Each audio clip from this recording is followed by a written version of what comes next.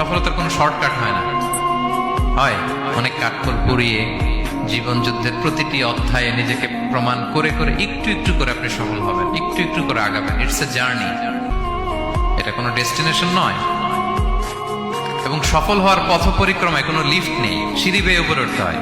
কি বেয়ে? কিন্তু আমরা সফল হতে চাই কিভাবে? ডাইরেক্ট 100 তলায় তো আমি সফল, উপরে সবার উপরে আমি, এইভাবে চাই সফলতাটা। সবার উপরে উঠে যাব, গোল্ড মেডেল গলায় পরাই দিবে, আমরা সাকসেসফুল না। সফলতার রাস্তায় কোনো লিফট থাকে না। কি দিয়ে উঠতে হয়? সিঁড়ি বেয়ে ঘাম জড়িয়ে উঠতে হয়। দেখেন, শুধু আলোর মুখ দেখার জন্য মায়ের পেটে আমাদের কত সময় লাগছে বলেন তো?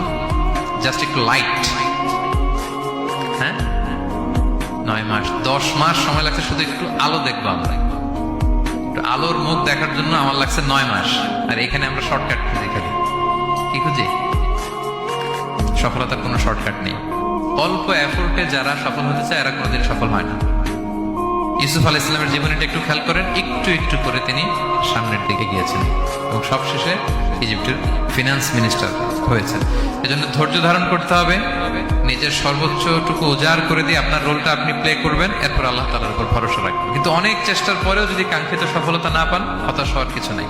কারণ বিশ্বাসীর সফলতা শুধু দুনিয়াতে না, বিশ্বাসীদের সফলতা আখিরাত পর্যন্ত বিস্তৃত। ওইটা আসল সফলতা। ফামান যুহজিহা আনিন নারি ওয়া উদখিলাল জান্নাতা ফাকাদ ফাজ। যে জাহান্নাম থেকে মুক্তি পেল, জান্নাতের নিশ্চয়তা পেল, সেই সফল।